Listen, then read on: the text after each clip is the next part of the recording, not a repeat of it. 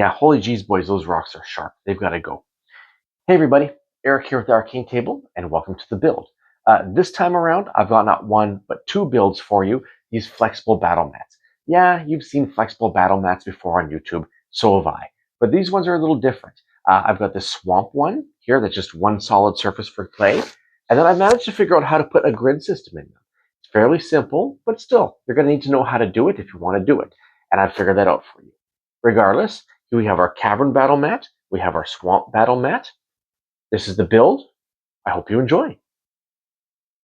Flexible battle mats done on the cheap, dollar store style. Let's do this. All this stuff purchased at the dollar store.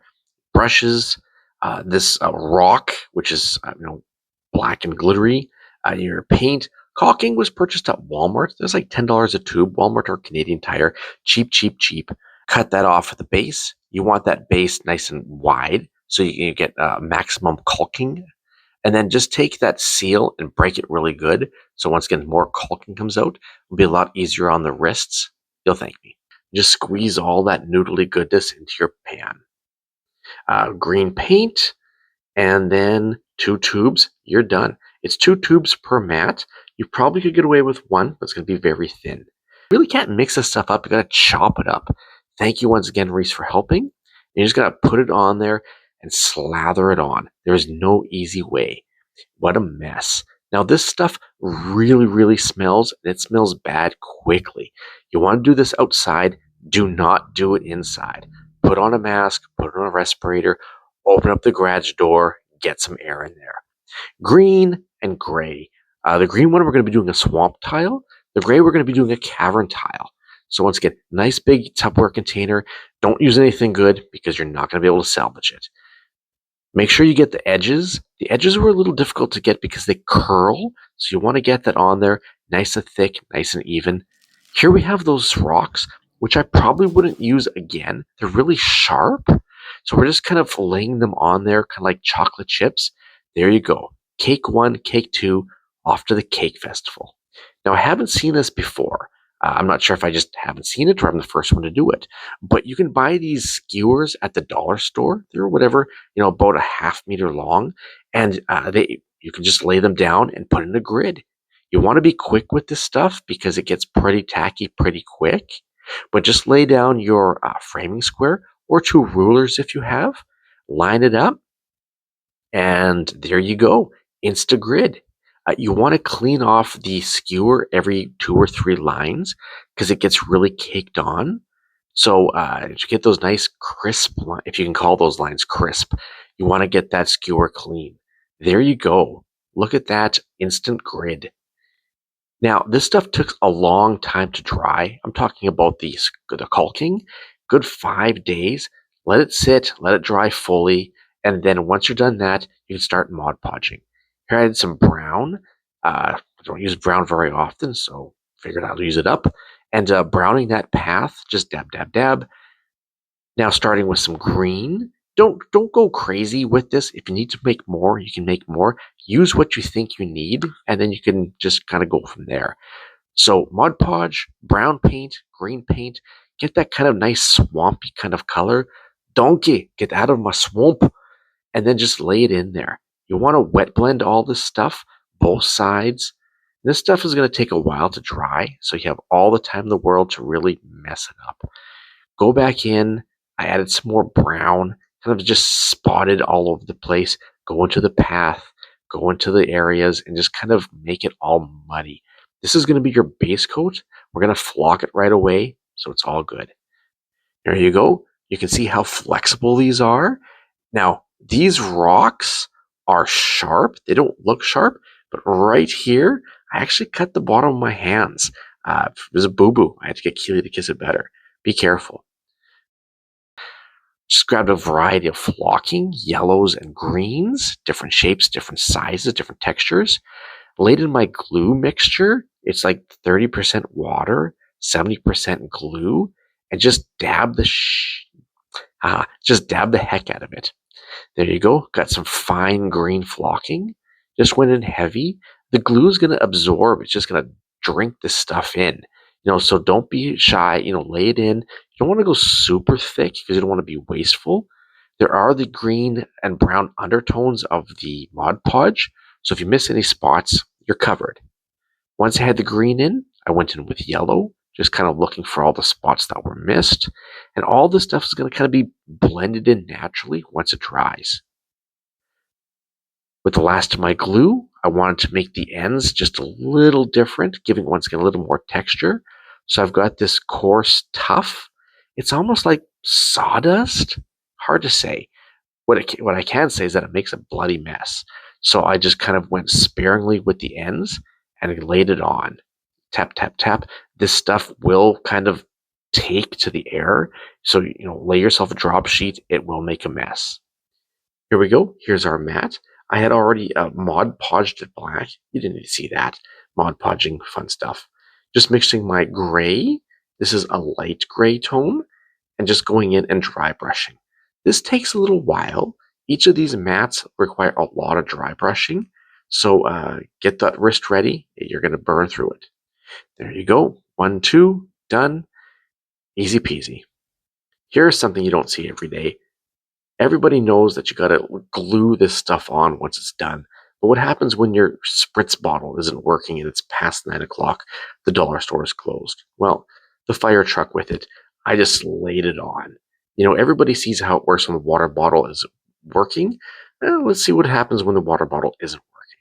So all I did is I just made my glue mixture, half water, half glue, and just laid it on. And there's your results, a bloody effing mess. Good thing I had a Kleenex box on hand. Well, I had to run upstairs, grab one, but still. A couple dead spots, I just went back in and added more glue, or just fine. Back to the Cavern mat, I wanted to have some undertones rather than just black and gray. I wanted to have kind of like a more kind of arcane-y kind of feel to it, like a natural kind of undertones. I just went in with a heavy purple wash and then just dabbed up all the color. These grooves are kind of on the deep side, and so they really took in that paint. You're going to have to dab it. You're going to have to clean it. You can see, for the most part, it's dry. Let it dry overnight, and you can come in with your black and just once again do that dry brush. Get it in there. You don't want to go super heavy. You still want some of that violet. You still want some of those gray undertones from earlier. There you go. You can see how much of that color was remaining. This is the black wash that is going to tone everything down, giving it that cavern look. You can still see that the violet is still vibrant. After this, it will be gone. Nice thing about doing 2 mats at once is that you're doing 2 mats at once. I had the black wash out. This swamp tile was dry, so I figured I would just go in and give the path a nice black wash. And then I didn't want it just to be the path. I wanted that color to kind of bleed out from the path. So I just dabbed into the flocking. I wanted to match the color of the flocking with some accents on the path. So I just went in with my yellow.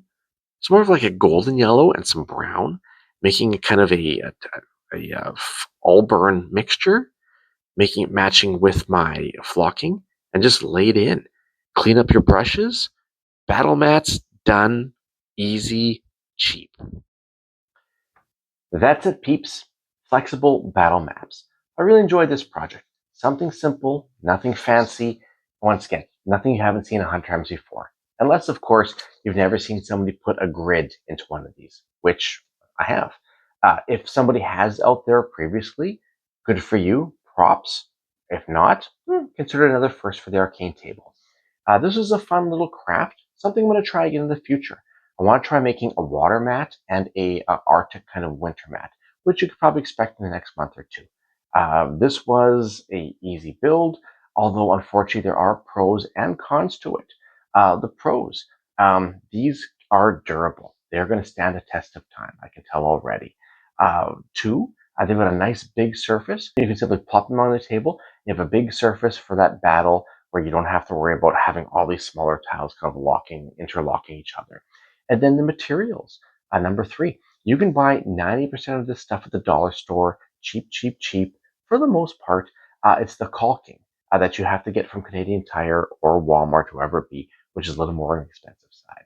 Which leads us into our cons. Number 1, The cost. Everybody says that these are cheap. Unfortunately, they're not. Each mat, once you do the math, equals probably close to $35. Once again, that doesn't sound cheap to me. These two mats, $75. I could spend that money better on other things. Two, the make time. They took about a week to make. And that's not because it was time consuming as far as my time is concerned, just the dry time. The caulking took 5 days to cure. And if you want something quick for the weekend, this is not an option. So there's better ways to go about it. And number three, minis and terrain on top of them.